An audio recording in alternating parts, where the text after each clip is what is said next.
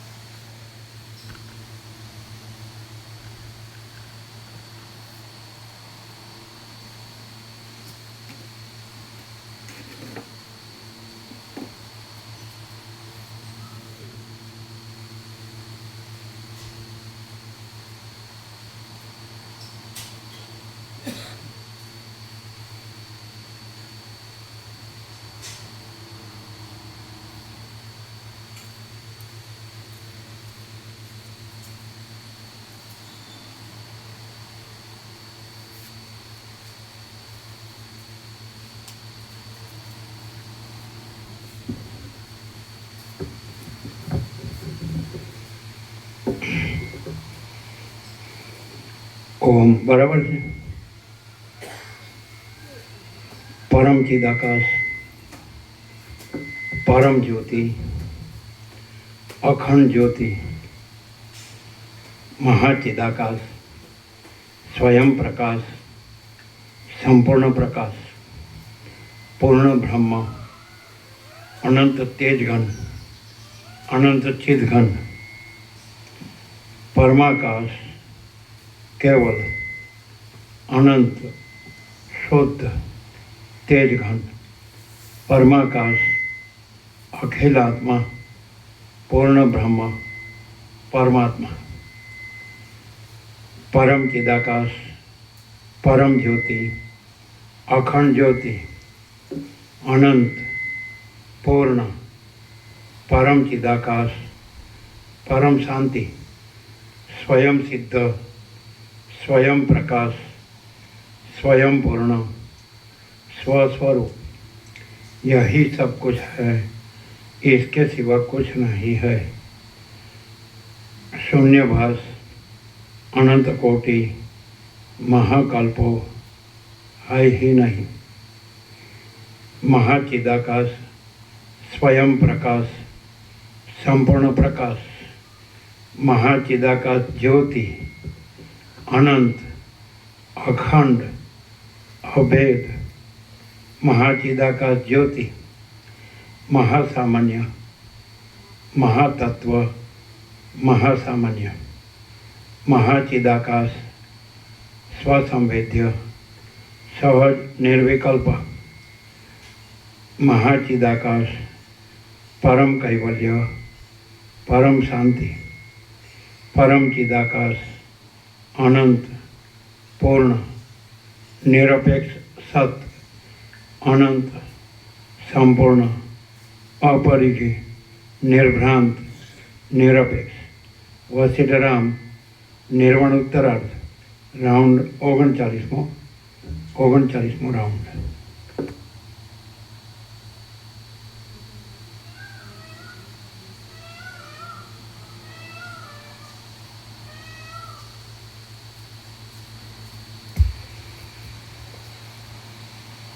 આદ્ય પરબ્રહ્મ સદગુરુ દેવ કી જય. ઓમ શ્રી પરમાત્મને નમઃ. સદગ્રંથોમાં શિરોમણી શ્રી યોગ વાસિષ્ઠ મહારામાયણ, નિર્વાણ પ્રકરણ ઉત્તરાર્ધ, પાના નંબર 1678, 1678. સર્ગ 185મો. કુંદદંતને વસિષ્ઠથી થયેલું જ્ઞાન.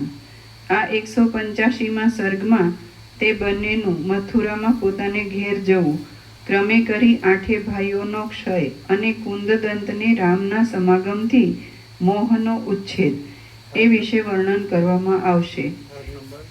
પાના નંબર 1678. સર્ગ 185મો. કુંદદંત બોલ્યો. ઉપર પ્રમાણે કહીને એ વૃદ્ધ મુનિએ ધ્યાન વડે આંખો મીચી દીધી, એટલે તેમના ચિત્ત અને પ્રાણ એ બંનેની ક્રિયા બંધ થઈ ગઈ.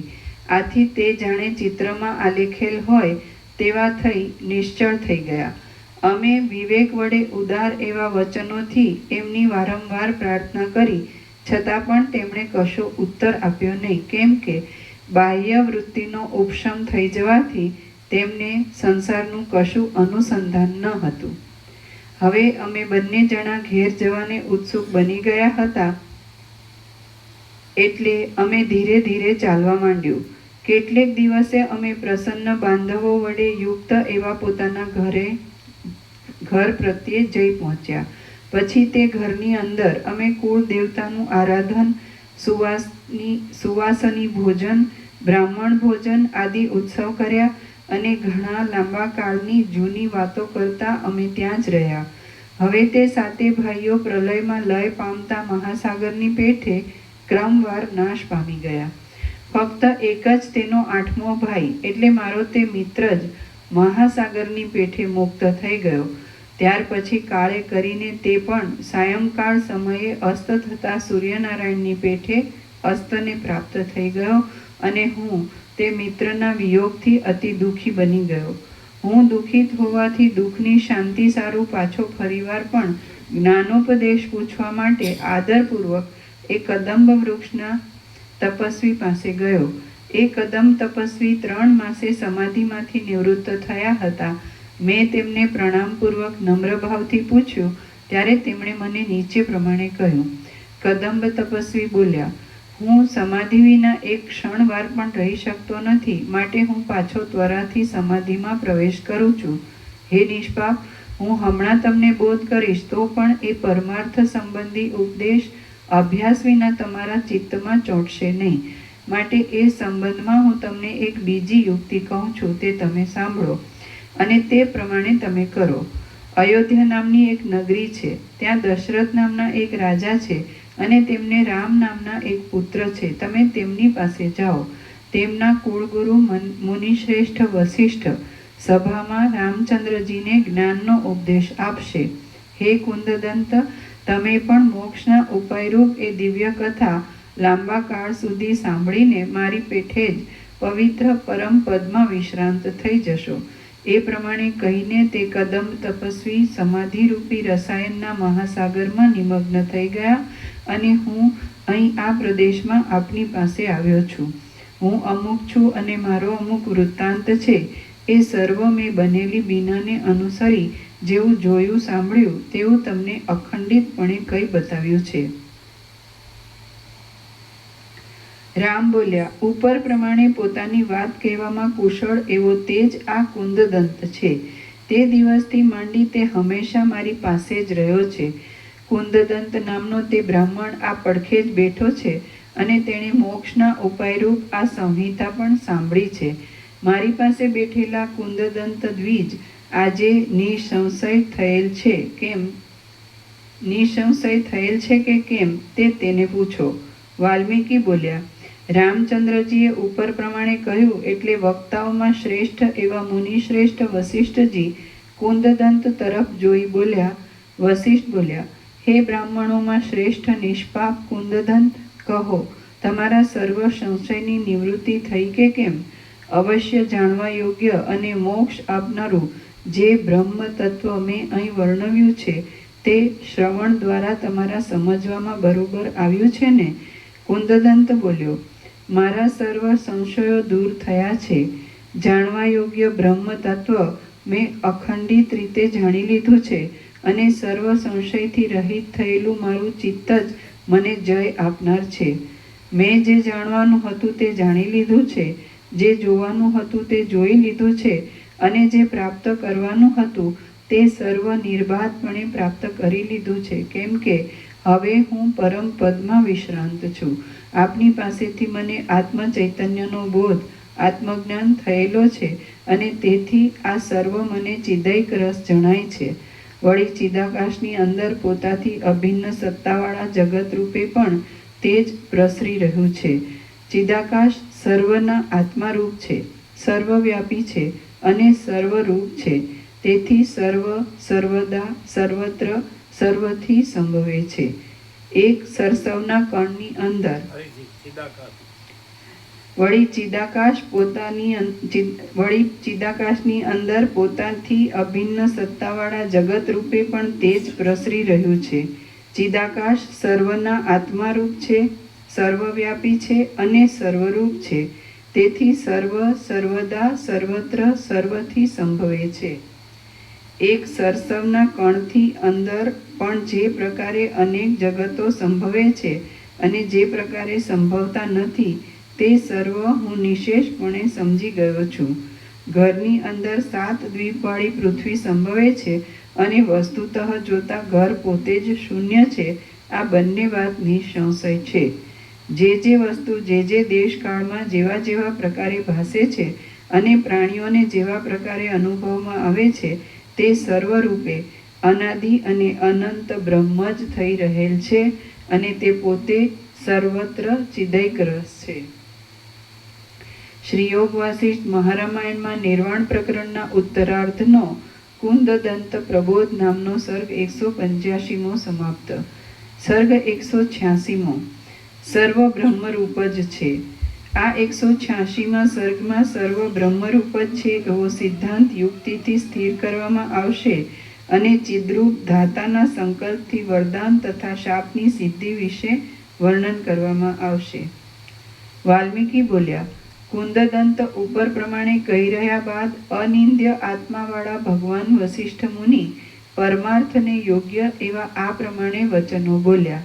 વસિષ્ઠ બોલ્યા, સંતોષની અને અનુકંપાની વાત છે કે આ મહાત્મા કુંદદંતની જ્ઞાનમાં વિશ્રાંતિ થઈ છે એટલે તે હસ્તામલકની પેઠે જગતને બ્રહ્મરૂપ જ દેખે છે. આ સર્વ જગત ભ્રાંતિ માત્ર જ છે, કેમ કે જન્મ આદિ વિકારથી રહિત બ્રહ્મ જ તેવા રૂપે ભાસે છે. ભ્રાંતિ બ્રહ્મરૂપ છે અને બ્રહ્મ એક તથા નિર્વિકાર છે. જે વસ્તુ જે દેશકાળમાં જેના વડે જ્યાં સુધી જેવા પ્રકારે ભાસે છે તે વસ્તુ તે દેશકાળમાં તેના વડે ત્યાં સુધી તેવા પ્રકારે થઈ રહેલી અનુભવાય છે. વસ્તુતઃ જોઈએ તો પરમ મંગલમય, શાંત, જન્મ આદિ વિકારથી રહિત, નિસંકલ્પ, અજર, સર્વવ્યાપી, શૂન્ય તથા અશૂન્ય, અજન્મા, અનાદિ, અનંત અને ધ્રુવ પરબ્રહ્મ જ સત્ય છે. વસ્તુતઃ જોઈએ તો પરમ મંગલમય, શાંત, જન્મ આદિ વિકારથી રહિત, નિસંકલ્પ, અજર, સર્વવ્યાપી, શૂન્ય તથા અશૂન્ય, અજન્મા, અનાદિ, અનંત અને ધ્રુવ પરબ્રહ્મ જ સત્ય છે.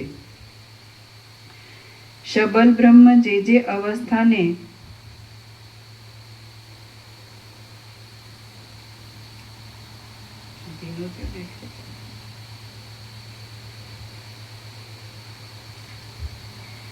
શબલ બ્રહ્મ જે અવસ્થાને પોતાના સંકલ્પ વડે અતિશય પુષ્ટિ આપે છે તે અવસ્થા લતા જેમ જળના સિંચનથી પોતાની શાખાને ફેલાવે છે તેમ હજારો શાખાને ફેલાવી દે છે.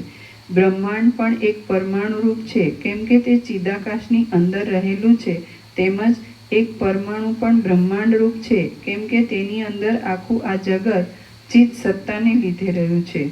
આ સર્વ આદિ મધ્ય તથા અંતથી રહિત અખંડ અને શાંત ચિદાકાશ રૂપ જ છે. આ સર્વ આદિ મધ્ય તથા અંતથી રહિત અખંડ અને શાંત ચિદાકાશ રૂપ જ છે. માટે જ તમે જાતિ આદિ બંધને તોડી નાખી નિર્વિકાર બની નિર્વાણ દશામાં યથાસ્થિતપણે રહો. વ્યવહાર દ્રષ્ટિથી જોઈએ તો બ્રહ્મ પોતે જ દ્રશ્યરૂપ અને દ્રષ્ટારૂપ થઈ રહે છે, તેમજ પોતે જ ચિદ્રૂપ અને જડરૂપ થઈ રહે છે. વળી પોતે જ કંઈક વસ્તુરૂપ થઈ રહે છે અને પોતે જ કશારૂપ નથી એમ જણાય છે. પણ વસ્તુતઃ જોઈએ તો બ્રહ્મ પોતાના સ્વરૂપની અંદર જ સદા સ્થિર થઈ રહે છે. જગત ચિદાકાશ રૂપ છે અને તેની અંદર શાંત ચિદ્રૂપ બ્રહ્મ પોતાના વાસ્તવિક સ્વરૂપને છોડ્યા વિના જ્યાં જેવી વાસના બંધાય ત્યાં તેવા પ્રકારે થઈ જાય છે. બ્રહ્મ માયા વડે દ્રશ્યરૂપ થઈ જાય છે, એથી દ્વૈત સિદ્ધિ થાય છે એમ કદી પણ માનવાનું નથી, કેમ કે બ્રહ્મ પોતે યથાસ્થિતપણે જ રહેલ છે. શૂન્યપણાની અને આકાશની પેઠે બ્રહ્મ અને દ્રશ્ય એ બંનેનું એકપણું છે. દ્રશ્ય જ પરબ્રહ્મરૂપ છે અને પરબ્રહ્મ જ દ્રશ્યરૂપ છે. તે સાકાર શાંત પણ નથી અને અશાંત પણ નથી, સાકાર પણ નથી અને નિરાકાર પણ નથી. જેમ જાગી ગયા પછી સ્વપ્ન આદિ પ્રતીતિમાં આવેલ છતાં નિરાકાર જણાય છે, તેમ જાગ્રતમાં પણ દેહ આદિ પ્રતીતિમાં આવતા છતાં નિરાકાર છે, ચિદ્રૂપ છે, નિરવય છે અને પોતાને અનુભવમાં આવતા છતાં મિથ્યા જ છે. જેમ મનુષ્ય પોતે ચિદ્રૂપ હોવા છતાં નિદ્રાના સંકલ્પથી જડ બની જાય છે, તેમ સ્થાવર જીવ પણ વસ્તુતઃ ચિદ્રૂપ હોવા છતાં જડ રૂપ થઈ જાય છે. જેમ સુષુપ્તિ રૂપી ઉપાધિમાં એકરૂપ થઈ ગયેલો જીવ સ્વપ્ન અને જાગ્રત એ બંને દશાને સેંકડો જગતોની કલ્પના સાથે પ્રાપ્ત થાય છે, તેમ ચિદાકાશ રૂપ જીવ જ જડ એવા સ્થાવર ભાવ પછી જંગમ ભાવને પ્રાપ્ત થાય છે. આમ તે જીવની સ્થાવર જંગમાત્મક સ્થિતિ ચિદાકાશની અંદર ચિદાકાશ રૂપે રહી છે, છતાં તે સ્વપ્નની પેઠે પ્રતીતિમાં આવતા લાખો જગતો સાથે પૃથ્વીમાં, જળમાં, પવનમાં અને અગ્નિમાં ઠેઠ મોક્ષ થતા સુધી ભાસ્યા કરે છે. જેમ નિદ્રામાં રહેલો મનુષ્ય પોતામાં જડતાનો અધ્યાસ આરોપી લે છે, તેમ જીવ ચૈતન્ય જડ વસ્તુમાં પોતાના જડ ભાવના અધ્યાસને આરોપી લે છે. બાકી એ અધ્યસ્ત જડતા વડે કાંઈ ચેતનનો જડ ભાવ થઈ જતો નથી. ચિદાકાશ જ પોતાને જડ રૂપે સમજનારા જીવ પ્રત્યે પોતાનું સ્થાવર સ્વરૂપ દેખાડે છે અને જંગમ રૂપે સમજનારા જીવ પ્રત્યે પોતાનું જંગમપણું દેખાડે છે. જેમ પુરુષના નખ તથા પગ વગેરે શરીરના અવયવરૂપ છે, તેમ આ સર્વ સ્થાવર જંગમ નિરવયવ છતાં ચિદાકાશના એક અવયવ જેવા જ છે.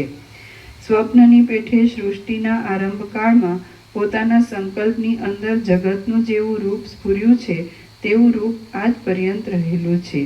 તેની સ્થિતિ અધિષ્ઠાન ચૈતન્યની સત્તા વડે છે. તેથી તે જડ રૂપે પ્રતીતિમાં આવતા છતાં તેનો અભાવ અને ચિદ્રૂપ સ્થિતિ છે એમ કહે છે. ચેતન તત્વ પોતે નિરવયવ અને શાંત છે, તેથી તે પોતાના યથાસ્થિત સ્વરૂપમાં જ રહેલું છે. ચેતન તત્વ પોતે નિરવયવ અને શાંત છે, તેથી તે પોતાના યથાસ્થિત સ્વરૂપમાં જ રહેલું છે. કશું પણ થયું જ નથી, કશું હતું પણ નહીં અને કશું પ્રતીતિમાં પણ આવ્યું નથી. આ પ્રમાણે જાણવું એ હિતકારક છે. જેમ સ્વપ્ન સંબંધી પ્રપંચની સુષુપ્તિથી માંડીને પ્રબોધ પર્યંતની સ્થિતિ નિદ્રાની અંદર જ રહેલી છે એમ કલ્પાય છે, તેમ સૃષ્ટિનો પણ અમુક આદિકાળ છે ને અમુક અંતકાળ છે એવી કલ્પના અધિષ્ઠાનમાં કલ્પવામાં આવે છે. અનાદિ અને અનંત ચિદૈક રસ પરમાત્મા જ સત્ય રૂપે રહેલા છે. તેથી મારી દ્રષ્ટિમાં પ્રલય, સ્થિતિ અને સૃષ્ટિનું નામ પણ નથી જ. આ જે પ્રલય, સૃષ્ટિ તથા સ્થિતિ આદિ દેખાય છે તે વસ્તુતઃ જોતા નથી, અને ચિત્રમાં આલેખેલી ચિત્ર સ્ત્રીની પેઠે તે આત્માથી કાંઈ પણ ભિન્ન નથી. ચિત્રકારને ચિત્રમાં આલેખવાની ચિત્રસેના જેમ તેની પોતાની બુદ્ધિમાં રહેલા સંકલ્પાત્મક ચિત્રથી જુદી હોતી નથી, તેમ આ મૂર્તિમાન રૂપે પ્રતીતિમાં આવતી સૃષ્ટિ પણ વિધાતાના આત્માથી કાંઈ પણ જુદી નથી. વળી તે અનેક પ્રકારે ભાસતા છતાં એક રૂપ જ છે. વિભાગહીન હોવા છતાં પણ ચિદાકાશના ઘટ્ટ સ્વરૂપમાં નિદ્રાની પેઠે આવરણ કરીને રહેલી અવિદ્યા વડે વિભાગહીન હોવા છતાં પણ ચિદાકાશના ઘટ્ટ સ્વરૂપમાં નિદ્રાની પેઠે આવરણ કરીને રહેલી અવિદ્યા વડે સુષુપ્તિના જેવા અજ્ઞાનરૂપ આવરણોને લીધે સ્વસ્વરૂપ મોક્ષ ભૂલી જવાય છે અને ચિત્તરૂપે જાગ્રત અને સ્વપ્ન દેખાય છે. અમુક પ્રલય છે, અમુક સૃષ્ટિ છે, અમુક સ્વપ્ન છે અને અમુક જાગ્રત છે. એ સર્વ અવયવ રહિત ચિદાકાશ રૂપ સૂર્યના કિરણો રૂપ જ છે. ચિદાકાશની અવિદ્યારૂપી નિદ્રામાં વાસના રૂપે જે સ્વપ્ન ભાગ પ્રકટ થયેલો છે તે ઉપાધિરૂપ અંશના પ્રાધાન્યથી ચિત્તરૂપ કહેવાય છે. ચિદરૂપ અંશના પ્રાધાન્યથી જીવ કહેવાય છે અને દેવ, મનુષ્ય, અસુર આદિ શરીરરૂપ પણ તે જ છે. વળી તત્વજ્ઞાન વડે અજ્ઞાનરૂપી નિદ્રાનો ક્ષય થતાં તે મુક્ત થાય છે. તેનું જ ખરેખર વાસ્તવિક સ્વરૂપ ઓળખવામાં આવે તો પોતાની મેળે જ તે સુષુપ્તિના જેવી નિર્વિકાર દશાને ઉત્પન્ન કરે છે અને મોક્ષેચ્છુ પુરુષો પછી પરિપાક દશામાં તેને મોક્ષ નામથી કહે છે. રામ બોલ્યા, હે મહારાજ, દેવ, અસુર આદિ ભેદો વડે ચિત્ત કેટલા પ્રકારનું છે? તેની અંદર અવિદ્યા ક્યાં સુધી રહે છે અને જગત પણ ક્યાં સુધી રહે છે? વળી તે કેવડું છે? તેમજ આત્મજ્ઞાન શી રીતે મળે છે? વસિષ્ઠ બોલ્યા, ચિત્ત જ નર, દેવ, દૈત્ય, સ્થાવર, સ્ત્રી, નાગ, પર્વત, વૃક્ષ, પિશાચ, પક્ષી, કીડા અને રાક્ષસ આદિ રૂપ છે એમ તમે સમજો. તેનું પ્રમાણ અનંત છે એમ તમારે સમજવું, અને તેમાં બ્રહ્માથી માંડી સ્તંભ પર્યંત હજારો જગતો એક પરમાણુની પેઠે રહેલા છે.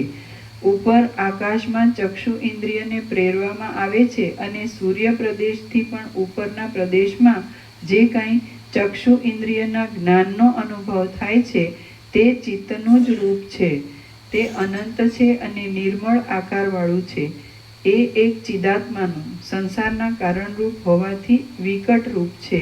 તેના સમષ્ટિ સ્વરૂપની અંદર જ્યારે લોકોની સમૃદ્ધિ બ્રહ્માંડ આદિની કલ્પના વડે ખડી થઈ જાય છે ત્યારે સૃષ્ટિનો અનુભવ થાય છે. એટલે ચિત્તમાંથી જ સૃષ્ટિનો ઉદય થયો એમ કહેવામાં આવે છે. ચિત્ત જ જીવરૂપ છે અને તે અનાદિ તથા અનંત છે. ઘડામાં જેમ આકાશ રહે છે તેમ વિધાતાની ઈચ્છાને અનુસરી તે સર્વ દેહોમાં રહે છે. વળી પછી વિધાતાની ઈચ્છા અનુસાર જ તે તેમાંથી નીકળી જાય છે અને તેમાં રહેતું પણ નથી. હે પ્રિય રામચંદ્રજી, જેમ નદીનો પ્રવાહ જમીનના નીચા ઊંચા પ્રદેશને ગ્રહણ કરતો રહે છે અને ત્યાગ પણ કરતો રહે છે, તેમ મન પણ શરીરનું ગ્રહણ પણ કરે છે અને તેનો ત્યાગ પણ કરે છે. જેમ ખરું સમજવામાં આવી જતા ઝાંઝવાના જળમાં થતી જળની ભ્રાંતિ શાંત થઈ જાય છે, તેમ આ જીવને પણ જ્ઞાન વડે આત્મ સ્વરૂપનો બોધ થતા દેહ આદિની ભ્રાંતિ તરત શમી જાય છે. જગતની અંદર જે પરમાણુ પ્રસિદ્ધ છે તેના જેવડું જ ચિત્તનું પ્રમાણ છે અને તે જ જીવ કહેવાય છે. એ જીવોના ચિત્તની અંદર જ આ આખું જગત રહ્યું છે. સ્વપ્ન સ્થળમાં દેખાતા દ્રશ્યની પેઠે આ જે કાંઈ દ્રશ્ય દેખાય છે તે ચિત્તરૂપ છે અને ચિત્ત જીવરૂપ છે. તેથી જગત અને આત્મા એ બેમાં શો ભેદ છે? સ્વપ્નની પેઠે જોવામાં આવતો આ પદાર્થોનો સમૂહ ચિદાકાશ રૂપ છે. સુવર્ણની અંદર જેમ કડા, કુંડળ આદિ ભાવોની સત્તા જુદી નથી, તેમ ચિદાકાશની અંદર પદાર્થોની સત્તા પણ જુદી નથી. જેમ સમુદ્રરૂપ એક દેશની અંદર ભેગા થઈ રહેલા જળો પૃથક પૃથક સ્ફુરે છે, તેમ ચિદાકાશની અંદર સર્વ દ્રશ્યની સ્ફૂર્તિ થાય છે અને તે તેની અંદર અભિન્ન સત્તા વડે નિરંતર રહેલું છે. જેમ સમુદ્રની અંદર રહેનાર જ દ્રવ રૂપે અભિન્ન સત્તાથી સ્ફુરે છે, તેમ પરબ્રહ્મની અંદર પદાર્થોનો સમૂહ પણ અભિન્ન સત્તાથી જ સ્ફુરે છે. એવી રીતે યથાસ્થિત જગતરૂપી પૂતળીના આકાશના જેવા સ્વરૂપને ધારણ કરી રહેલા આ ચૈતન્યરૂપી સ્તંભ નિશ્ચળપણે રહેલો છે, અનાદિ છે અને અનંત છે. એવી રીતે યથાસ્થિત જગતરૂપી પૂતળીના આકાશના જેવા સ્વરૂપને ધારણ કરી રહેલા આ ચૈતન્યરૂપી સ્તંભ નિશ્ચળપણે રહેલો છે, અનાદિ છે અને અનંત છે. સ્વપ્નભૂમિની પેઠે આ સર્વ જગત યથાસ્થિતપણે રહ્યું છે, છતાં પોતાના મૂળ શાંત સ્વરૂપને નહીં છોડતા તે ચિદાકાશની અંદર આરોપિત સત્તા વડે રહેલું છે. સમાનતા, સત્યતા, સત્તા, એકતા, નિર્વિકારીપણું અને અન્યોન્ય આધાર આદેય ભાવ એ બધું જગત અને ચિદાકાશ એ બંનેમાં રહેલું છે. સ્વપ્ન સંકલ્પ સંસાર અને વર શાપ આદિમાં વ્યાવહારિક રીતિથી તળાવ, સમુદ્ર અને નદી વગેરેના જળની પેઠે ભિન્નતા લાગે છે, પણ વસ્તુતઃ જોતા તેમાં કશી પણ ભિન્નતા નથી. રામ બોલ્યા, વર શાપ સંબંધી વસ્તુઓનો જે અનુભવ થાય છે તેમાં કાર્યકારણ ભાવ શો છે અને કેવા પ્રકારનો છે તે આપ કહો, કેમ કે ઉપાદાન કારણ વિના કોઈ પણ જાતનું કાર્ય થવું સંભવતું જ નથી. વશિષ્ઠ બોલ્યા, જેમ જળની સ્ફૂર્તિ થતાં સમુદ્રની અંદર રહેનાર તેની ચક્કરીઓનું ચલન થાય છે, તેમ તત્વજ્ઞાનથી અતિ નિર્મળ થઈ ગયેલું ચિદાકાશ સત્ય સંકલ્પને અનુસરી જે કાંઈ વિવર્ત રૂપે થઈ રહે છે તે જગત નામે ઓળખાય છે. સમુદ્રની અંદર ઉછળતા જળની પેઠે વિધાતાના પોતાના આત્મ ચૈતન્યમાં અનેક ભાવો ઉઠ્યા કરે છે અને તે ચિદ્રૂપ જ છે. બુદ્ધિશાળી વિદ્વાનો તેના સંકલ્પ આદિ જુદા જુદા નામો કલ્પી લે છે. કાળ વડે, અભ્યાસ યોગ વડે, વિચાર વડે, સમાન દ્રષ્ટિ વડે, જાતિના સાત્વિકપણા વડે અથવા સાત્વિક અને શુદ્ધ ચિત્ત વડે સારી પેઠે જ્ઞાનને પ્રાપ્ત થયેલ, તેમજ યથાર્થ વસ્તુ સ્વરૂપને ઓળખનારા વિવેકી પુરુષની બુદ્ધિ ચિન્માત્ર રૂપ દ્વૈત એકતા આદિથી રહિત, આવરણથી રહિત એવા વિજ્ઞાન રૂપ, ચિદાકાશ રૂપ, એક આત્મ પ્રકાશ રૂપ અને દેહ અદેહ આદિ ભેદ ભાવનાથી રહિત થઈ જાય છે.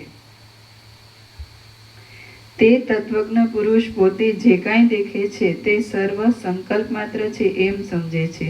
વળી તે પોતાના શાંત આત્માનો જ એક વિવર્ત છે તથા પરમાર્થ દ્રષ્ટિ વડે જોતા પોતાનાથી એ કાંઈ પણ ભિન્ન નથી એમ તે સમજે છે.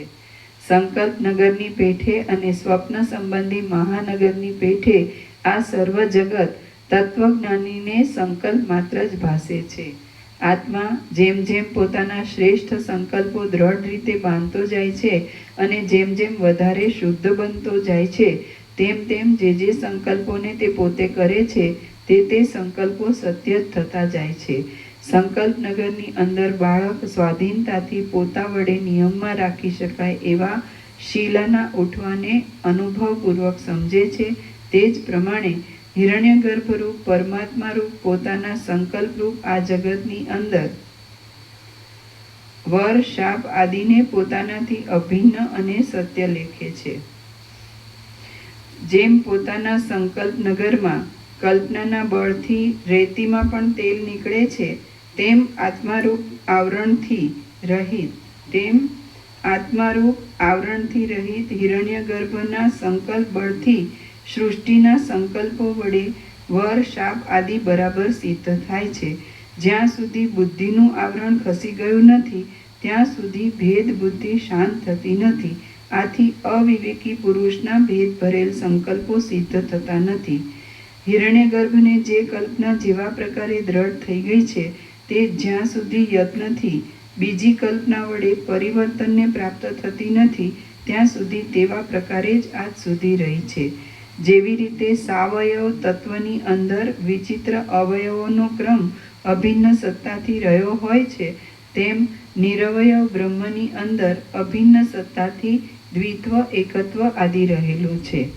રામ બોલ્યા, હે મહારાજ, આવરણ રહિત શુદ્ધ જ્ઞાનથી યુક્ત અને માયા કલ્પનાથી સાવ શૂન્ય એવા ધાર્મિક ઉગ્ર તપસ્વીઓ વગેરે શાપ આદિને કેમ આપે છે અને તે કેમ સત્ય થાય છે તે આપ કહો.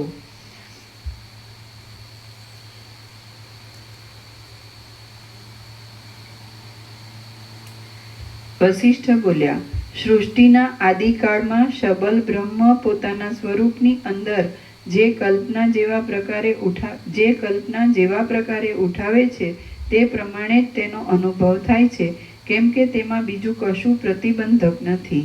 પ્રજાપતિ વિધાતા પોતાના સ્વરૂપને બ્રહ્મરૂપ સમજે છે, તેથી તે બ્રહ્મરૂપ જ છે. કેમ કે જળથી જેમ દ્રવપણું ભિન્ન નથી, તેમ બ્રહ્મથી તે પોતે ભિન્ન નથી. એ પ્રથમ પ્રજાપતિ જેવી જેવી કલ્પના કરે છે તેવી તેવી તે થાય છે. આ જગત એ એક તેની જ કલ્પના છે. જેમ તિમિર રોગ આદિ વડે દુષ્ટ દ્રષ્ટિવાળા થયેલા પુરુષને આકાશમાં મચ્છરા મોવાળા આદિના જેવા આકારો જોવામાં આવે છે, તેમ નિરાધાર અને નિરાલંબ એવું ચિદાકાશ જ પોતાના સ્વરૂપની અંદર અનેક આકારે વિવર્ત રૂપે ભાસે છે. અને પછી તે હિરણ્ય ગર્ભે પ્રજાઓને કલ્પી લીધી તથા તપ, દાન, ગુણ, વેદ, શાસ્ત્ર, પંચ મહાભૂતો અને જ્ઞાનના ઉપદેશો પણ કલ્પી કાઢ્યા. તેની સાથે તપસ્વીઓ અને વેદવેત્તાઓ વાદથી કિંવા સ્વાભાવિક રીતે જે કાંઈ કહે તે તરત જ સિદ્ધ થાય એવો પણ એક નિયમ કલ્પી કાઢ્યો. અમુક ચિદાકાશ જળથી જુદા પ્રકારના સ્વભાવવાળું છે, આકાશ છિદ્રવાળું છે, વાયુ ક્રિયા કરવાના સ્વભાવવાળો છે, અગ્નિ ઉષ્ણ છે, જળ દ્રવરૂપ છે, ભૂમિ કઠિન છે, એવી બધી કલ્પના પણ તેણે જ કરી લીધી. એવી રીતે એ પ્રજાપતિને વિશે થઈ રહેલ તે ચિદ્ધાતુ વસ્તુતઃ નિર્વિકલ્પ હોવા છતાં જેવા સંકલ્પ કરે તેવા જ અનુભવ થાય છે. જેમ આ સર્વ પ્રજાપતિ રૂપ ચિદ્ધાતુથી જુદું નથી, તેમ જ તમારું અને મારું પણ સમજવું. ચિદાકાશ જેને જેવા સ્વરૂપે સમજે છે તે સંપૂર્ણ અંશે તેવા પ્રકારે જ થઈ જાય છે. સ્વપ્નમાં પ્રતીતિમાં આવતા એવા તમે અને હું ઇત્યાદિની પેઠે તે સદરૂપ દેખાતા છતાં અસદરૂપ જ છે. જેમ સંકલ્પનગરની અંદર શિલાનું નૃત્ય પણ સત્યરૂપે કલ્પાય છે, તેમ જગતરૂપી હિરણ્ય ગર્ભના સંકલ્પનગરની અંદર પણ પ્રજાપતિનો સંકલ્પ સત્ય જ છે. શુદ્ધ એવા આત્મ ચૈતન્યને જે જેવું અને જેવા પ્રકારનું સમજાયું હોય તેને બીજાનું અશુદ્ધ સંસ્કારવાળું આત્મ ચૈતન્ય અલ્પ કીડાની પેઠે અન્યથા કરવાને સમર્થ થઈ શકતું નથી. જે વિષયનો ઘણા લાંબા સમય સુધી અભ્યાસ કરાયો હોય તેને આત્મ ચૈતન્ય વિશેષ કરી દેખે છે અને બીજાને અલ્પ પ્રમાણથી દેખે છે. સ્વપ્નમાં, જાગ્રતમાં અને વર્તમાન સમયમાં બધું વિદ્યમાન છતાં અભ્યાસ અનભ્યાસ જ તેની વિશેષ પ્રતીતિ કે અલ્પ પ્રતીતિ થવામાં હેતુરૂપ છે. સદા એક ચિદાકાશ જ પોતાના સ્વરૂપમાં પોતાના જ વિગતને પ્રસારી દે છે અને દ્રષ્ટા દ્રશ્ય આદિ ત્રિપુટી રૂપે પોતાના સ્વરૂપને જ દેખતું હોય તેમ ભાસે છે, બીજું કાંઈ નથી. દ્રષ્ટા અને દ્રશ્ય એ બંને એક ચિદાકાશ રૂપ છે, કેમ કે એ ચિદાકાશ સર્વવ્યાપી છે. માટે જે વસ્તુ જે દેશકાળમાં જેવી દ્રઢ કલ્પના વડે જેવા પ્રકારની કલ્પવામાં આવે છે તે વસ્તુ તે દેશકાળમાં તેવા પ્રકારની જ સત્યપણે પ્રતીતિમાં આવે છે. જેમ વાયુના અંગમાં તેની ચલન શક્તિ રહી છે, જેમ જળના અંગમાં તેનો દ્રવ ભાવ રહ્યો છે અને જેમ બ્રહ્મની અંદર માયા શક્તિ રહી છે, તેમ વિરાટના અંગની અંદર જગત રહેલું છે. બ્રહ્મ મારા પોતાના વાસ્તવિક સ્વરૂપ છે અને તે જ વિરાટના આત્મારૂપ છે.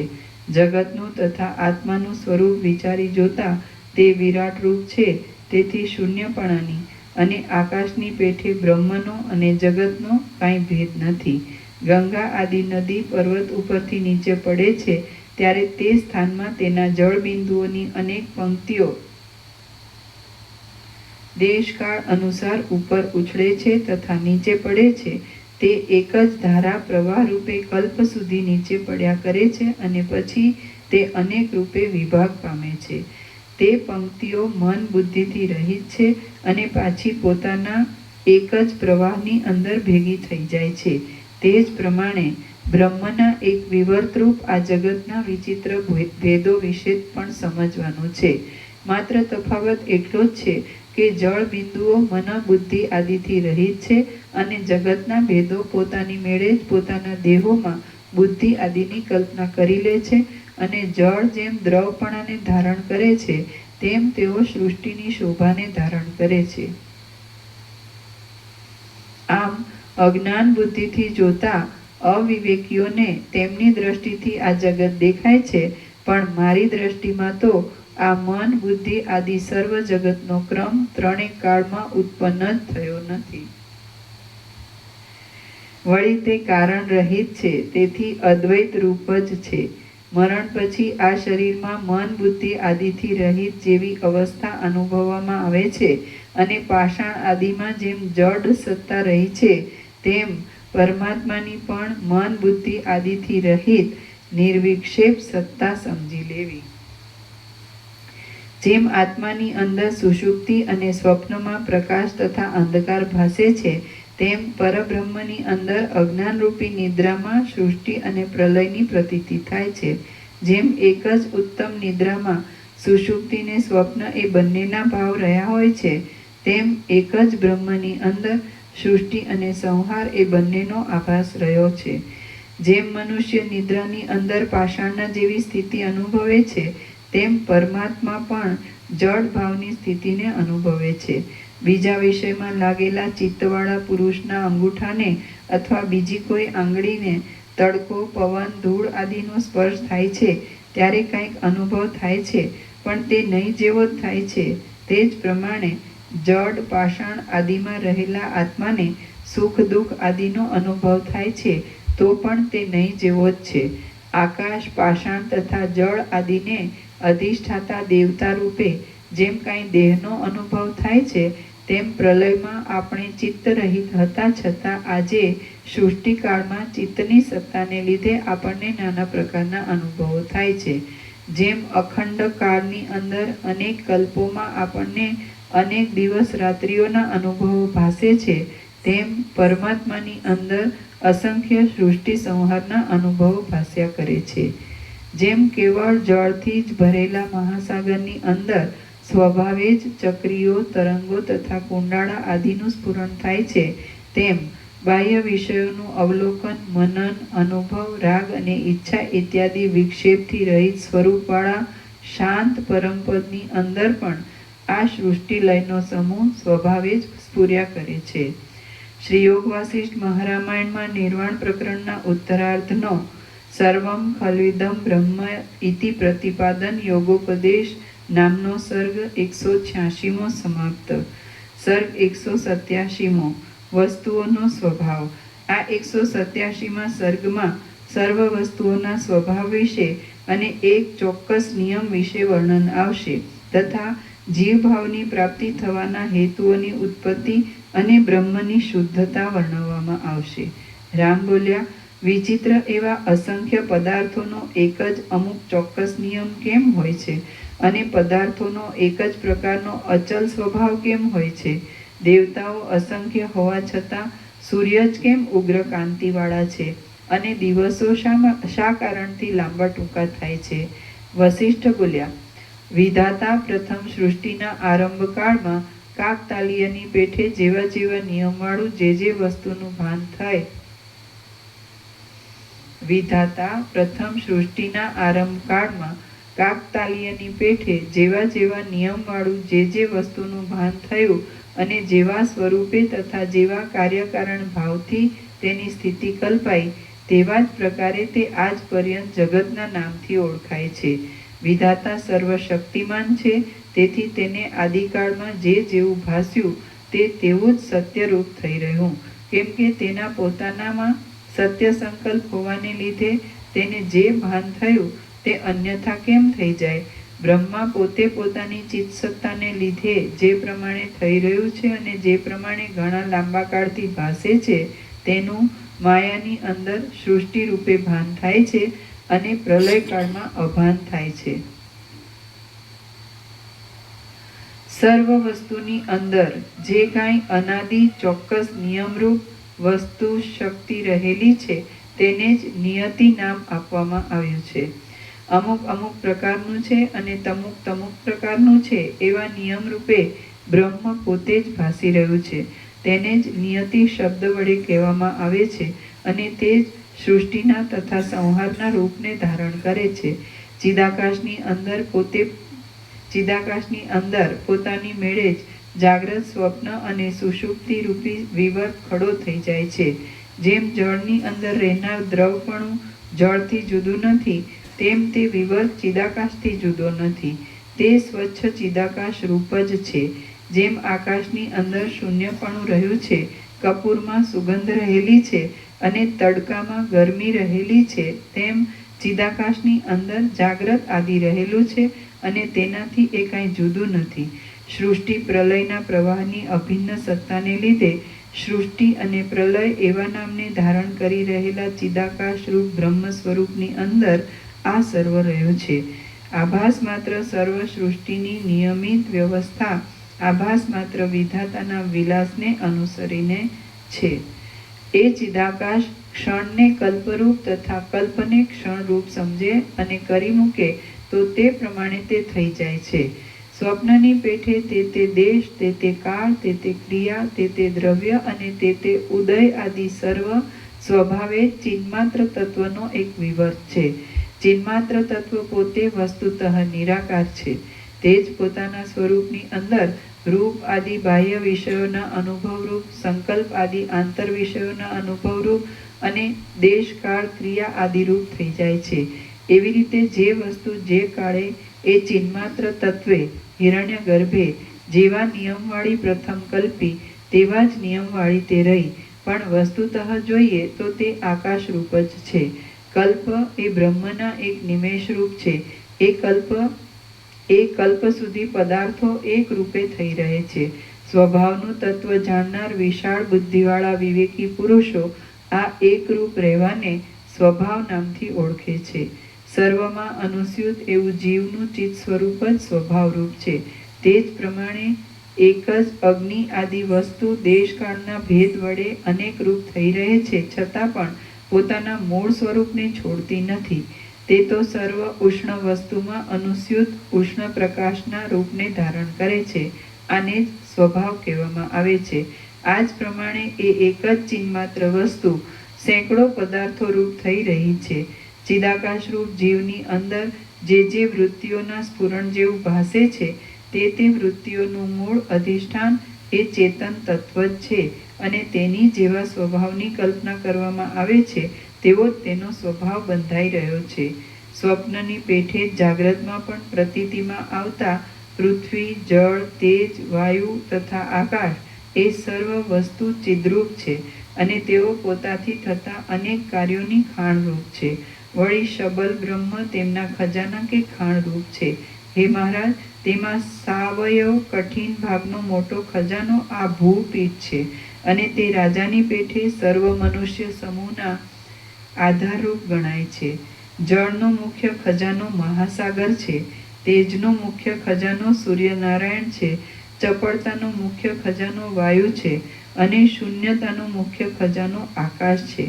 આ પાંચેય મહાભૂતો આ જગતની અંદર વ્યાપ્ત થઈ રહેલા છે. આમ પંચમહાભૂતો બ્રહ્મના એક વિલાસરૂપ જ છે અને તે સર્વભૂતોના ખજાનારૂપ બ્રહ્મનું જ સ્ફુરણ છે. તેથી એ પાંચેય મહાભૂતોની અંદર વ્યાપ્ત થઈ રહેલો તેનો સ્વભાવ બ્રહ્મ સત્તાથી કાંઈ ભિન્ન નથી. હવે સૂર્ય ઉગ્ર કાંતિવાળો કેમ છે ઇત્યાદિ પ્રશ્નોનું પણ સમાધાન થઈ જાય છે. કેમ કે તેમ થવામાં હેતુરૂપ સ્વભાવ જ મનાય છે અને તે સર્વાનુગત બ્રહ્મ સત્તાથી કાંઈ જુદો નથી. સર્વજ્ઞ શબલ બ્રહ્મ ચિદાકાશ રૂપ કહેવાય છે. તે સર્વવ્યાપી તથા સર્વરૂપ છે. તેથી તે સર્વત્ર પોતાના પ્રકાશરૂપ મહિમા વડે સર્વ વિવેકી વિદ્વાનોને સ્વભાવ રૂપે અને નિયતિ રૂપે અનુભવમાં આવે છે. હિરણ્યગર્ભ બ્રહ્મના એક બાળક રૂપ છે. તે પોતાના સ્વરૂપભૂત ચૈતન્યના સ્ફુરણરૂપી અને ચિદાકાશ રૂપ રેશમી વસ્ત્ર વડે ઢંકાયેલી આ પૃથ્વી નામની રચનાને પોતાની અંદર વિસ્તારી દે છે. જ્યારે એ સર્વજ્ઞ શબલ માયાયુક્ત બ્રહ્મા સહિત આ સર્વ સ્થૂળ સૂક્ષ્મ પ્રપંચને પોતાની અંદર લીન કરી દે છે, ત્યારે હિરણ્યગર્ભના એક અવયવરૂપ સૂર્ય આદિનું ભ્રમણ સ્વભાવવાળું રૂપ દેખાતું નથી. ત્યારે હિરણ્યગર્ભના એક અવયવરૂપ સૂર્ય આદિનું ભ્રમણ સ્વભાવવાળું રૂપ દેખાતું નથી, કેમ કે તે સંહાર કરનાર પરમ પુરુષ જ થઈ જાય છે. કરોળિયો જેમ સંકલ્પપૂર્વક પોતાના ઘરને બાંધે છે, તેમ વિધાતા પણ પોતાના સંકલ્પ માત્રથી જ ગ્રહ નક્ષત્ર આદિનું આશ્રયભૂત શિશુમાર ચક્ર રચે જ છે. દક્ષિણાયન અને ઉત્તરાયણ માર્ગમાં ફરનારા સૂર્યરૂપી નિમિત્ત વડે તે જ દિવસોના લાંબાપણામાં અને ટૂંકાપણામાં હેતુરૂપ થાય છે. આ સર્વ બ્રહ્મનો જ એક વિવર્ત છે અને ચિદાકાશ જ દ્રશ્યના જેવું ભાસે છે. એ જ્યોતિષ ચક્રમાં કેટલાયક પદાર્થો વિશેષ પ્રકાશવાળા છે, કેટલાક થોડાક પ્રકાશવાળા છે અને કેટલાક પ્રકાશ રહિત છે. આમ હોવાથી બ્રહ્મની અંદર વિચિત્ર પ્રકારના પદાર્થો રહેલા છે. વિવેકી તત્વજ્ઞ પુરુષની દ્રષ્ટિમાં આ પદાર્થોના સમૂહ ઉત્પન્ન પણ થયા નથી અને દેખાતા પણ નથી, પણ ચિદાકાશરૂપ આત્મા જ સ્વપ્ન દ્રશ્યની પેઠે ઉત્પન્ન નહીં થયા છતાં દ્રશ્ય રૂપે ઉત્પન્ન થયા જેવો ભાસે છે. આત્મા ચિન્માત્ર છે, તે જ ચિદ્રૂપ સર્વેશ્વર છે અને તે જ તમે હું ઇત્યાદિ સર્વરૂપ દ્રશ્યના આકારે પ્રત્યક્ષ રૂપે ભાસે છે. દેહનો નાશ થતાં જાણે તેનો પણ નાશ થતો હોય તેવું જણાય છે, પણ વસ્તુતઃ જોતા તેનો ભાસ પણ થતો નથી અને તેનો નાશ પણ થતો નથી. ચિદાકાશ પોતાના સ્વરૂપની અંદર સ્વપ્ન સૃષ્ટિની પેઠે જાગ્રતમાં પણ અનુભવમાં આવે છે, તો પછી આ જગતનું સ્વરૂપ ચિદાકાશ વિના બીજું શું પારમાર્થિક હોય? જે વસ્તુ જેવા સ્વરૂપે અને જેવા પ્રકારે બ્રહ્મ સત્તા વડે સ્ફુરે છે, તે વસ્તુ બ્રહ્મ સત્તાના બળથી જ્યાં સુધી નિયમિત રીતે પ્રતીતિમાં આવે છે, ત્યાં સુધી તેને જ તેની અંદર રહેનાર નિયામક ચિત્તસત્તાના અંશને જ નિયતિ તથા સ્વભાવ આદિ શબ્દ વડે ઓળખવામાં આવે છે. ફોતરાવાળા ધાન્યની અંદર અપ્રકટ રૂપે રહેલી અંકુર શક્તિની પેઠે તે બ્રહ્મ સત્તા પ્રથમ ઉત્પન્ન થનાર પોતાના આકાશરૂપ અંગની અંદર શબ્દ તન્માત્રાના જેવી સ્થિતિ વડે અપ્રકટ રૂપે રહે છે. પછી તેના વડે જ આ દ્રશ્ય રચના ઉત્પન્ન થાય છે. આવા પ્રકારની કલ્પના અવિવેકીઓને તત્વબોધ થવા માટે શ્રુતિ મુનિ આદિએ કરેલી છે, પરંતુ તેનું તાત્વિકપણું બતાવવા માટે નથી. બાકી મૂર્ખોની કરેલી કલ્પના વૃથા જ છે. કોઈ દેશકાળમાં આ કશું ઉત્પન્ન પણ થતું નથી અને કશાનો નાશ પણ થતો નથી, પરંતુ શીલાના ગર્ભની પેઠે શાંત એક રસમય બ્રહ્મરૂપ છે અને બ્રહ્મ સત્તા રૂપે તે સત્ય છતાં પોતાના આરોપિત સ્વરૂપથી અસત્ય છે. જેમ સદૈવ એક અવયવીની અંદર રહેનારા તેના અવયવના પરમાણુઓ અસ્ત કે ઉદયને પ્રાપ્ત થતા નથી, તેમ આત્મપદમાં રહેનાર જગતના સંબંધમાં સમજવાનું છે. આકાશ જેમ પોતાના ચિદાકાશ સ્વરૂપમાં રહે છે, તેમ આ જગતરૂપ આકાશ ચિદાકાશની અંદર રહેલું છે. તો એ શુદ્ધ ચિદાકાશનો અસ્ત કિંવા ઉદય કેવો હોય? અનંત સ્વયં પ્રકાશ અને આત્મરૂપ એવા સર્વવ્યાપી ચિદ્રૂપ મણિની સત્તા સ્વાભાવિક રીતે જ વિવર્ત રૂપે થઈ રહે છે. તે જ પોતાની મેળે જાણે દ્રશ્ય ભાવને ધારણ કરી રહ્યું હોય તેવું થઈ જાય છે. તેનું વાસ્તવિક સ્વરૂપ ન ઓળખાયાથી તર્ક અને અવિચારની સ્ફૂર્તિ થાય છે. ભાવિ પદાર્થોના નામરૂપની કલ્પના કરતા તેની અંદર કંઈક રૂપની કલ્પના થાય છે, પરંતુ તે ચિદાત્મા પોતે તો આકાશથી પણ સૂક્ષ્મ છે, શુદ્ધ છે, સર્વવ્યાપી છે અને ભાવિ પદાર્થનો ઉદ્બોધ કરનાર છે. જ્યારે એ પરમ સત્તા જડ પદાર્થને પણ ચેતનરૂપ બનાવી દે છે, ત્યારે તે કંઈક અનુભવમાં આવે છે અને તેથી તે ચિત્ત એવા નામને યોગ્ય થાય છે. ત્યારે પછી ઘાટા અધ્યાસને લીધે તે ભાવિ એવા જીવ આદિ નામોને ધારણ કરી લે છે, પણ પોતાની એક કલ્પના જ છે. છેવટે તો જ્ઞાન થયા બાદ તે સર્વ પરમપદ રૂપ છે. તે જ્યારે જીવ નામને ધારણ કરે છે ત્યારે તેની અંદર ચિદાકાશનું આચ્છાદન કરનારી અવિદ્યા રહેલી હોય છે. આથી તેનું ખરું સ્વરૂપ જાણી શકાતું નથી, પરંતુ જ્ઞાનનો ઉદય થતાં તે અતિ શુદ્ધ પરબ્રહ્મ સાથે એકતા પામે છે. અજ્ઞાનના આવરણવાળી દશામાં જીવ પોતાના આત્માના તાદાત્મ્યના અધ્યાસની એક ભાવના માત્રથી ખડા થઈ ગયેલા દેહ, ઇન્દ્રિય આદિ વડે સંસારને પ્રાપ્ત થાય છે અને સ્વરૂપના વિસ્મરણથી થનારા અનેક ગ્લાનિકારક કર્મો કરે છે. આત્મસત્તા વસ્તુતઃ શૂન્ય રૂપ છે. તે શબ્દ આદિ ગુણને ધારણ કરીને સવિકલ્પ ભાવના વડે યુક્ત બને છે અને ભાવિ આકાશ આદિ પંચ મહાભૂતોના નિદાનરૂપ તથા સૂક્ષ્મભૂતરૂપ બની જાય છે. પછી લિંગદેહની યોજના કરનાર પ્રાણ ક્રિયા વડે જોડાયેલા કાળ સત્તાની સાથે અહમતાનો ઉદય થાય છે. અહમતા અને કાળ સત્તા એ બે જ જગતની સ્થિતિનું મુખ્ય બીજ છે અને ભાવિ એવા સર્વ નામ રૂપને ધારણ કરી રહેલ છે. ચૈતન્ય શક્તિ સર્વથી જુદી છે અને આ જગતના સમૂહ તેના એક સંકલ્પ રૂપ જ છે. તે જગતો જો કે મિથ્યા છે તો પણ ચિત્સત્તાના બળથી સત્ય જેવા દેખાય છે. એ પ્રકારે તે ચૈતન્ય જ સંકલ્પરૂપી વૃક્ષોના બીજરૂપ છે અને તે પોતાની અંદર અહમતાની ભાવના કરે છે. આથી તે ક્ષણવારમાં અહમતા રૂપ થઈ જાય છે.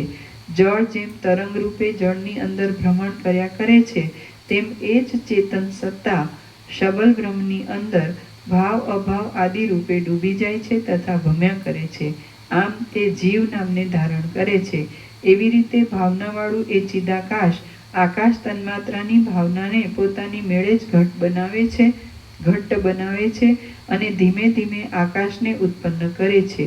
તે જ ભાવિ નામરૂપનું મૂળ સ્વરૂપ છે અને શબ્દ સમૂહરૂપી વૃક્ષનું બીજ છે. પદ, વાક્ય અને પ્રમાણ વડે યુક્ત એવા વેદ અને તેનો અર્થ એ સર્વ તેનો જ વિલાસ છે. એ શબ્દ તત્વમાંથી જ આ જગતની સર્વ શોભા ખડી થાય છે અને તે જ શબ્દ સમૂહથી થતા અનેક અર્થ સમૂહના પરિણામને વિસ્તારનાર છે. એવા વિચિત્ર સંકલ્પયુક્ત વ્યવસાયવાળા વિરાટ ચૈતન્યને જીવ, સમષ્ટિ જીવ કહેવામાં આવે છે અને તે પોતે જ ભાવિ એવા અનેક નામરૂપને સમૂહ સાથે જનસમૂહ રૂપી વૃક્ષના બીજરૂપ છે. આકાશ 14 લોકના સર્વ પ્રાણીઓના સમૂહથી વ્યાપ્ત છે. તે સર્વ પ્રાણીઓ એ સમષ્ટિ જીવથી જ પ્રસરે છે. સર્વ જગતને તે પોતાના ગર્ભની અંદર ધારણ કરી રહેલ છે અને શ્રોત્ર આદિ ઇન્દ્રિય સમૂહ પણ તેનાથી જ પ્રસાર પામે છે. આત્મ ચૈતન્ય જીવ ભાવને પ્રાપ્ત થાય છે, છતાં પણ તે શબ્દ વ્યવહારથી અને શરીર આદિના વ્યવહારથી રહિત છે.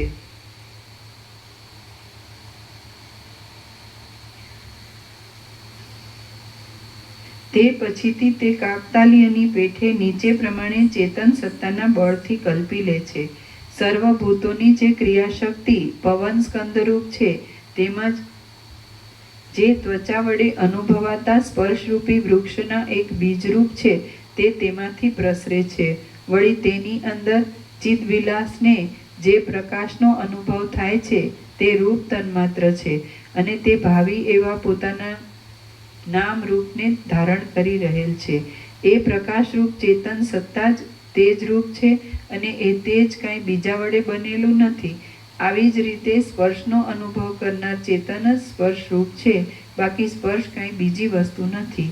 જેમ આકાશ પોતા વડે જ પોતાના સ્વરૂપની અંદર અવકાશનો આશ્રય કરી સ્થિર રહે છે, તેમ શબ્દનો અનુભવ કરનાર ચિદાત્મા જ પોતે શબ્દરૂપે થઈ તેવા રૂપે અનુભવમાં આવે છે. વળી શબ્દ ગ્રાહક પણ તે જ છે, બીજું કોઈ નથી.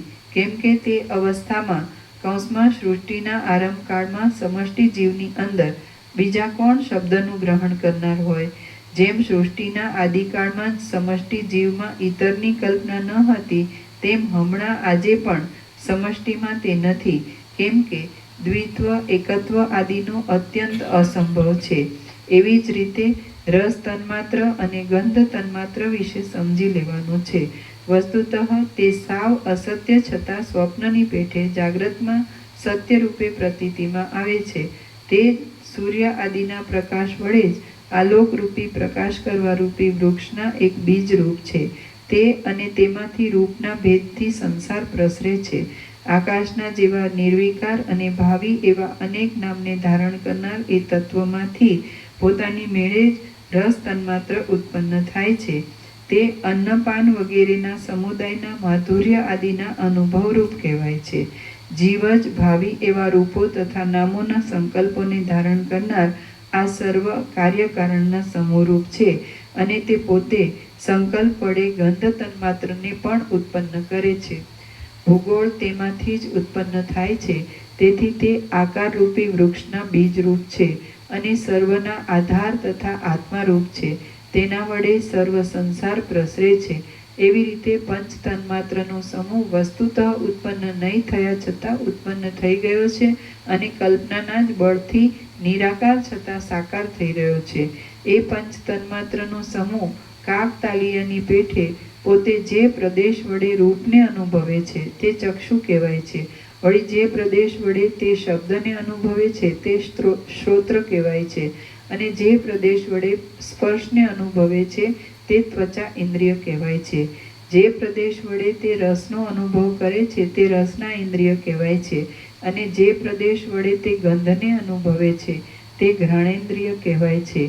એક નિયમિત આકૃતિને ધારણ કરી રહેલો જીવ દિશા કાળ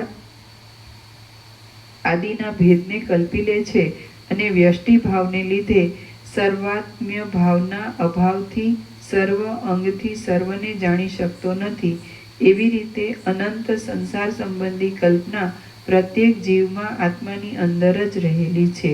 તે અનુમાન વડે અનુભવાય છે. અનંતપણાથી તે વર્ણવી શકાય તેમ નથી. તે આત્મરૂપ જ છે અને આત્માથી જુદી નથી. પરમાર્થ દ્રષ્ટિ વડે જોતા તે ઉદયને અથવા અસ્તને પ્રાપ્ત થતી નથી, પરંતુ શીલાના અંદરના ગર્ભની પેઠે તે એક આનંદ ઘન નિર્વ્યાપારપણે રહેલી છે. શ્રી યોગ વાસિષ્ઠ મહારામાયણમાં નિર્વાણ પ્રકરણના ઉત્તરાર્ધનો જીવત્વ સંસ્કૃતિ પ્રતિપાદન નામનો સર્ગ 187મો સમાપ્ત.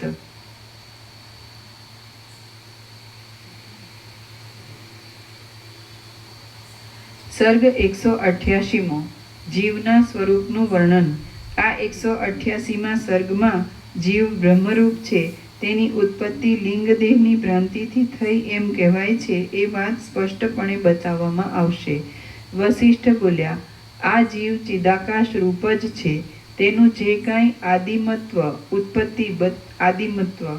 ઉત્પત્તિ બતાવેલું છે તે તમને બોધ થવા માટે છે, બાકી વાસ્તવિક નથી, કેમ કે તે પરબ્રહ્મથી અભિન્ન છે. એ ચિદાભાસ કિંવા જીવ બ્રહ્મનો એક ઉપાધિયુક્ત અવયવ જ છે અને તે અકૃત્રિમ છે.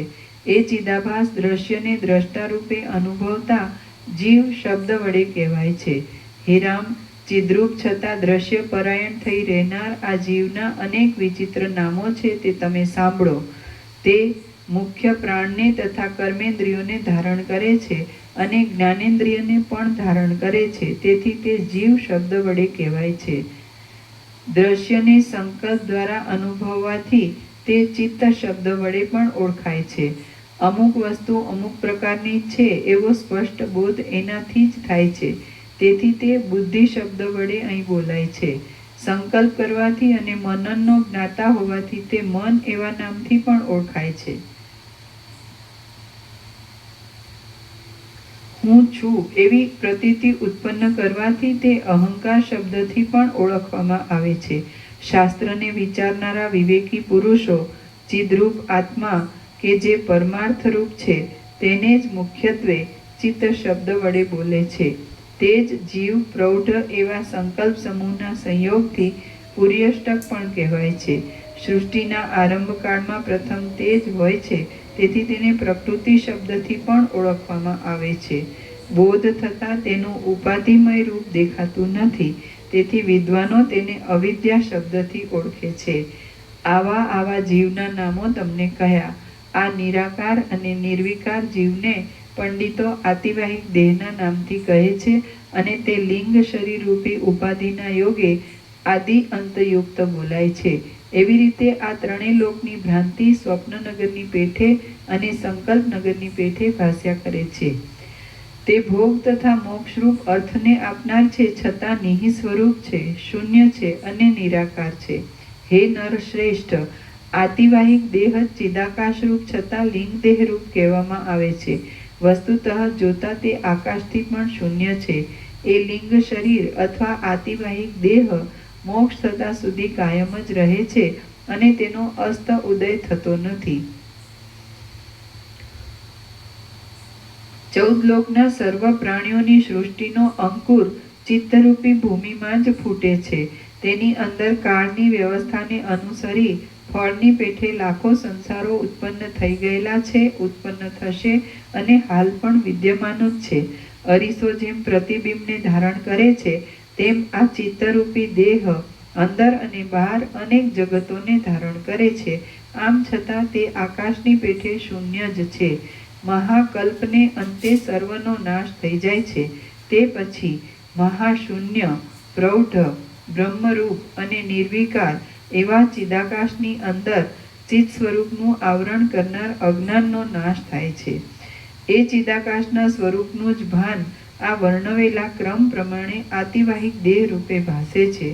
જીવ જ પોતે આતિવાહિક દેહરૂપ છે અને તેને જગતનો પ્રકાશ અનુભવમાં આવે છે. આમ તેને અનુભવમાં આવતો એકાદ ભાગ બ્રહ્મા નામથી ઓળખાય છે અને કોઈ એક ભાગ વિરાટ શબ્દ વડે ઓળખાય છે. એવો કોઈક એક ભાગ સનાતન શબ્દથી ઓળખાય છે, કોઈક ભાગ નારાયણથી ઓળખાય છે, કોઈ એક ભાગ ઈશ નામથી પ્રખ્યાત છે અને કોઈ ભાગ પ્રજાપતિ શબ્દ વડે બોલાય છે. જીવને જે ભાગમાં પોતાની 5 ઇન્દ્રિયોનું ભાન થાય છે તે ભાગમાં તે પ્રમાણે તે તેને રહેલો ભાસે છે. એવી રીતે આ અત્યંત પ્રસરી રહેલી દ્રશ્યની ભ્રાંતિ સિદ્ધરૂપે પ્રતીતિમાં આવે છે, છતાં તેમાં કશું પણ થયું નથી, કેમ કે વિસ્તીર્ણ આત્મતત્વ સર્વ દ્રશ્યથી રહિત છે. આત્મતત્વરૂપ પરબ્રહ્મ અનાદિ છે અને તેનો આવિર્ભાવ કે તિરોભાવ થતો નથી, કેમ કે તે જ પોતે સ્વરૂપનો સાક્ષાત્કાર ન હોવાથી સત અસત આકાર થઈ રહેલ છે. જેમ સ્ત્રીનું જ અહર્નિશ ચિંતન કરનાર પુરુષને સ્વપ્ન સ્ત્રી પુષ્ટપણે પ્રતીતિમાં આવે છે, તેમ આતિવાહિક દેહને પોતાના અનુભવને લીધે આ સર્વ પ્રપંચ પુષ્ટ રૂપે પ્રતીતિમાં આવે છે. જેમ સ્વપ્નમાં અને સંકલ્પમાં પોતાના સ્વપ્ન આદિના દેહનો અને જગતનો મિથ્યા અનુભવ થાય છે, તેમ ઘટનો આકાર પણ શૂન્ય છતાં અને નિરાકાર છતાં પ્રતીતિમાં આવે છે. ચિદાકાશની અંદર સ્વપ્નમાં દેખાતી સ્વપ્ન વસ્તુની પેઠે આ સર્વ દ્રશ્ય પ્રપંચ અતિશય કાર્ય સાધી આપનાર પણ થાય છે. તે આકાશરૂપ છે, છતાં કઠિન પાર્થિવ આદિ પદાર્થોની પેઠે આકાર ભાસે છે. તે આતિવાહિક દેહ પોતે નિરાકાર છે, શૂન્ય છે અને સ્વપ્નના જેવો આભાસરૂપ તથા મિથ્યા છે, છતાં તેનો ક્રમથી નીચે પ્રમાણે અનુભવ થાય છે. એ આતિવાહિક દેહરૂપ જીવ અસ્થિઓના સમૂહ વડે સ્થૂળ, બરડો, રૂંવાટા, શિરાઓ અને સ્નાયુઓ ઇત્યાદિ આકાર થઈ રહેલા સ્થૂળ શરીરને કલ્પી લે છે. પછી દેશ કાળના ક્રમ વડે તથા શબ્દ આદિ વિષયોના ભોગ માટે તે જન્મ, કર્મ, ચેષ્ટા, સ્થાન, પરિણામ અને વયની સ્થિતિને કલ્પી લે છે. તેમજ દેહની અંદર જન્મના ભ્રમને પણ તે અનુભવે છે. વળી જરા, મરણ, ગુણ, દોષ આદિની કલ્પના, 10 દિશાઓના મંડળોમાં પોતાનું ભ્રમણ, જ્ઞાન, જ્ઞેય અને જ્ઞાતાનો ભાવ, તેમજ સર્વ વસ્તુઓના આદિ, અંત અને મધ્ય એ સર્વને તે પોતે કલ્પી લે છે. આમ આતિવાહિક દેહરૂપ બની ગયેલો પુરાતન પુરુષ પોતે જ કલ્પી લીધેલા વ્યષ્ટિ સમષ્ટિના સ્થૂળ શરીરને લીધે પૃથ્વી, જળ, આકાશ, સૂર્ય, જન સમાજ, વ્યવહાર, નગર અને શિખર ઇત્યાદિ રૂપ બની જાય છે. પછી તે પૃથ્વી આદિ પોતાના આધારરૂપ છે અને પોતે તેના આધેયરૂપ છે. એવા ભ્રાંતિરૂપ સંસાર સ્વપ્નને દેખે છે. શ્રી યોગ વાસિષ્ઠ મહારામાયણમાં નિર્વાણ પ્રકરણના ઉત્તરાર્ધનો જીવરૂપ વર્ણન નામનો સર્ગ 188મો સમાપ્ત. ઓમ ઓમ ઓમ. પાના નંબર 1690 અને 188 17. પ્રસાદ આપી દો.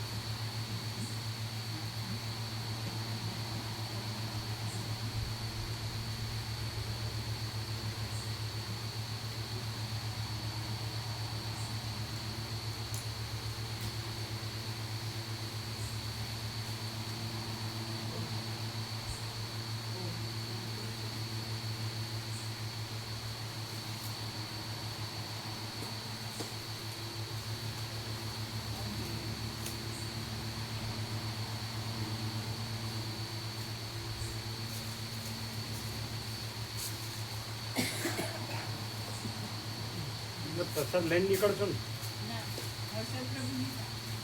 તો પછી પ્રસાદ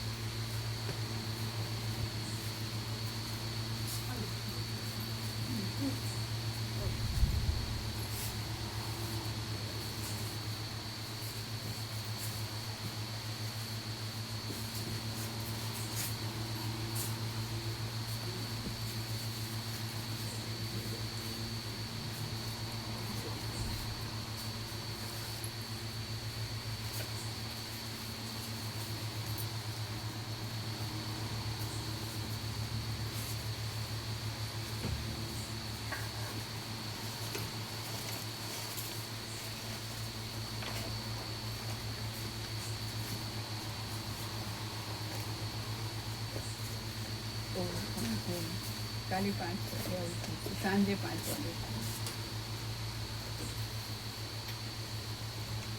પછી મેં શેર કરવાનું છું.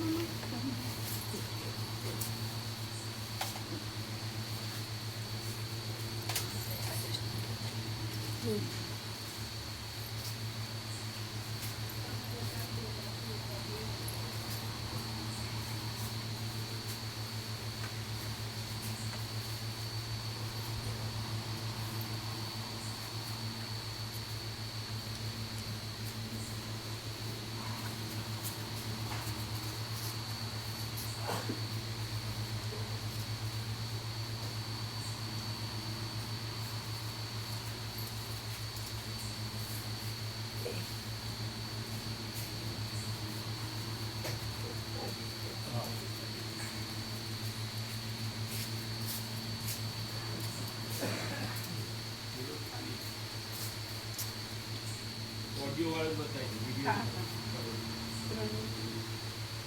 ઓડિયો વાળું બતાવી